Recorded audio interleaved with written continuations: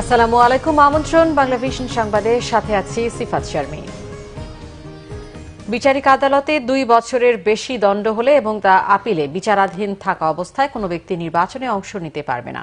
তবে আপিল বিভাগে দণ্ড স্থগিত ও জামিন হলেই তিনি নির্বাচনে অংশ নিতে পারবেন, এমন পর্যবেক্ষণ দিয়ে বিএনপির 5 নেতার দুর্নীতির মামলায় সাজা স্থগিত চেয়ে করা আবেদন খারিজ করেছে হাইকোর্ট।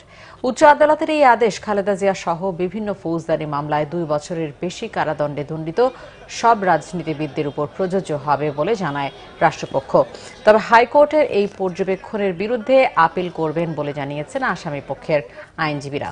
দুর্নীতির মামলায় আবেদন করা বিএনপির 5 নেতা হলেন সাবেক প্রতিমন্ত্রী ও বিএনপি চেয়ারপারসনের উপদেষ্টা আমানুল্লাহ আমান, বিএনপি সমর্থিত চিকিৎসকদের নেতা ডক্টর AZM জাহিদ হোসেন, খাগড়াছড়ি জেলা বিএনপির সভাপতি ও সাবেক এমপি ওয়াদুদ ভুঁইয়া, ঝিনাইদহ 2 এর সাবেক সংসদ সদস্য ও ঝিনাইদহ বিএনপির সভাপতি আলহাজ মোহাম্মদ মশিউর রহমান এবং ঝিনাইদহ 1 আসনের সাবেক ও বিএনপির স্থায়ী কমিটির সদস্য মোহাম্মদ আব্দুল ওয়াহাব।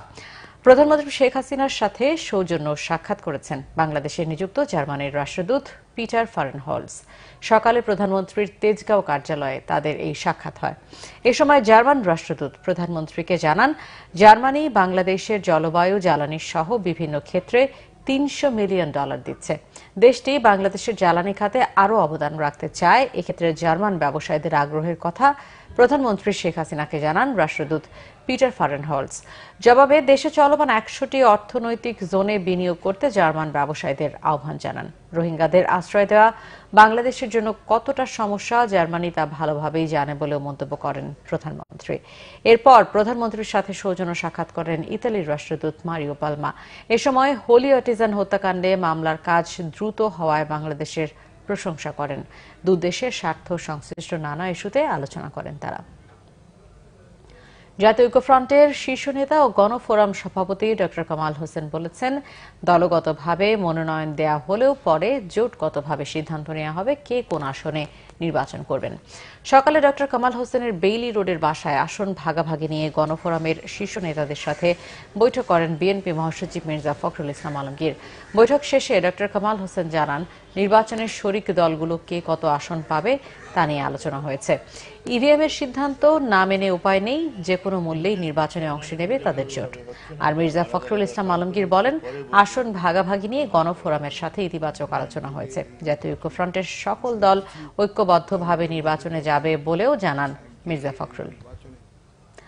একাদশ জাতীয় সংসদ নির্বাচনকে সামনে রেখে আজ দ্বিতীয় দিনের মতো মনোনয়ন প্রাপ্তদের চিঠি দেয়া চলছে।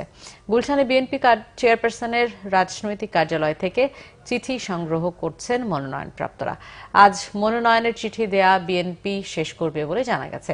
মঙ্গলবার যারা মনোনয়নের চিঠি পেয়েছেন তারা হলেন ঢাকা 2-এ আমানুল্লাহ আমান ও ব্যারিস্টার ইরফান ইবনে আমান, ঢাকা 6-এ ইশরাক হোসেন, চট্টগ্রাম 12-এ গাজী শাহজাহান জুয়েল, ময়মনসিংহ 1-এ ইমরান সালেহ প্রিন্স, ময়মনসিংহ 10-এ মোহাম্মদ আখতারুজ্জামান ও আবু বকর সিদ্দিকুর রহমান, নেত্রকোনা 1-এ ব্যারিস্টার কায়সাল কামাল, জামালপুর 5-এ মোহাম্মদ সিরাজুল হক, জামালপুর 3-এ মোহাম্মদ বদরুদ্দোজা বাদল, গোপালগঞ্জ 2-এ ডক্টর AKM বাবর, কুষ্টিয়া 2-এ মোহাম্মদ ফরিদা ইয়াসমিন, টাঙ্গাইল 3-এ মোহাম্মদ মাইনুল ইসলাম, চাঁদপুর 5-এ মোমিনুল হক, সুনামগঞ্জ 2-এ তাহির রায়হান চৌধুরী, পিরোজপুর 2 আসনে মোহাম্মদ মোস্তাফিজুর রহমান।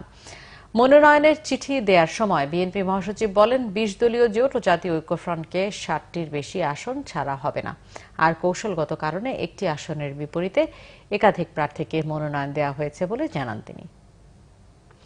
মঙ্গলবার দুপুর পর্যন্ত ঢাকার বিভাগীয় নির্বাচন অফিসে 23 জন প্রার্থীর মনোনয়নপত্র জমা হয়েছে।